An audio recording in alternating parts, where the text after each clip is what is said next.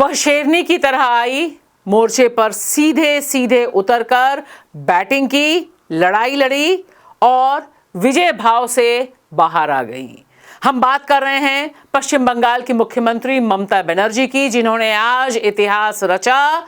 वह खुद उतरी सुप्रीम कोर्ट में वकील का चोला पहनकर और पश्चिम बंगाल में चल रहे स्पेशल इंटेंसिव रिवीजन के खिलाफ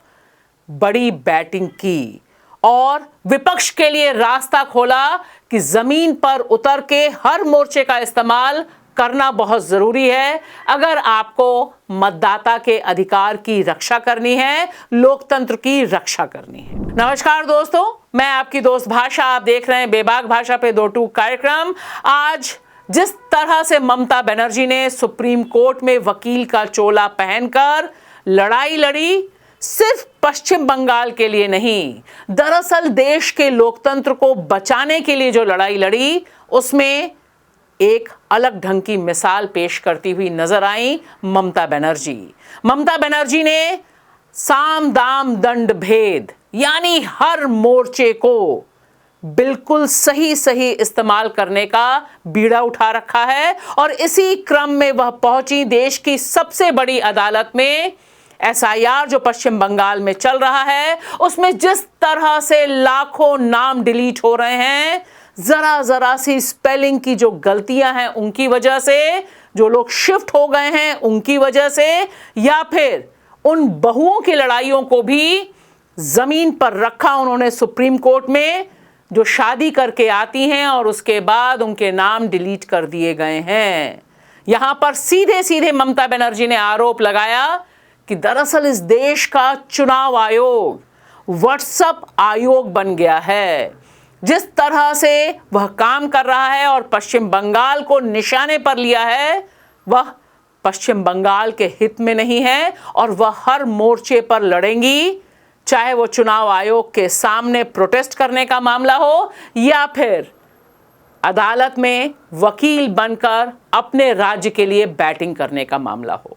ममता बनर्जी के सामने बहुत ही अहम बेंच थी जो सुनवाई कर रही थी। इसमें chief justice of India Suryakant थे,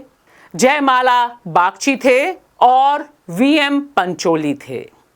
इन सब ने बहुत तसल्ली से सुना ममता बनर्जी को और उनके साथ उनके वकील जो खड़े थे श्याम दीवान को।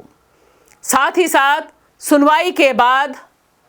चीफ जस्टिस ऑफ इंडिया ने कहा कि नामों में इस तरह की गलतियां होती हैं और इनके बारे में चुनाव आयोग को कायदे से काम करना चाहिए। चुनाव आयोग को सुप्रीम कोर्ट ने निर्देश जारी किया कि इस तरह की जो स्पेलिंग की मिस्टेक्स हैं, डिस्क्रिपेंसीज हैं, उन पर वह आंख बंद करके काम नहीं कर सकता है। और तो और सुप्रीम कोर्ट ने यह भी कहा, यह भी मांग की कि राज्य सरकार इस तरह के अधिकारियों को मुहैया कराए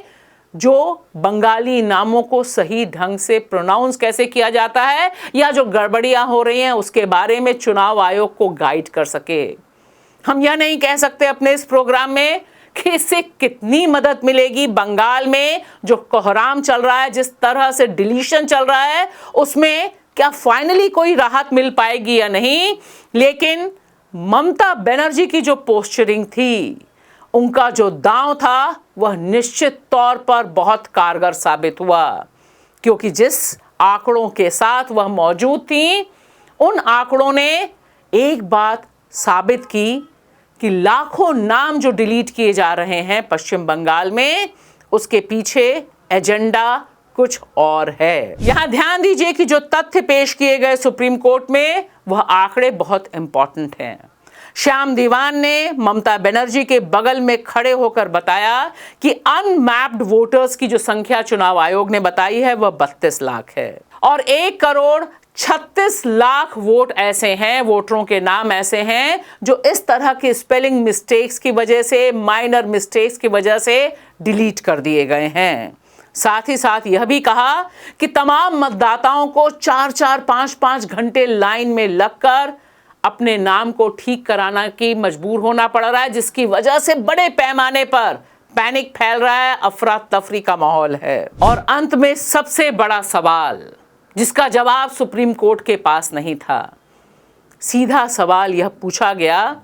कि क्या लोगों को पता भी नहीं होना चाहिए कि उनका नाम क्यों डिलीट किया गया? क्यों चुनाव आयोग इस तरह से पर्देदारी कर रहा है और मतदाताओं को मतदान के बुनियादी अधिकार से वंचित कर रहा है? फिलहाल अगली तारीख मिल गई है, लेकिन यह जो पूरा का पूरा दांव है ममता बनर्जी का, जो स्ट्रीट फाइटर के तौर पर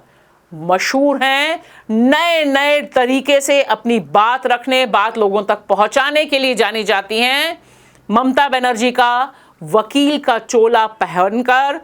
मैदान में उतरना निश्चित तौर पर भारत के इतिहास में पहली बार हुआ है कि एक मुख्यमंत्री वकील बनकर अपने राज्य को बचाने के लिए बैटिंग करने के लिए उतरी है। और शायद यह उम्मीद की जा सकती है कि विपक्ष के बाकी नेता उनसे इस तरह की स्ट्रीट फाइट और इस तरह से अलग अलग मोर्चों पर उतरने की सीख लें, मोर्चा खाली न करें। शुक्रिया।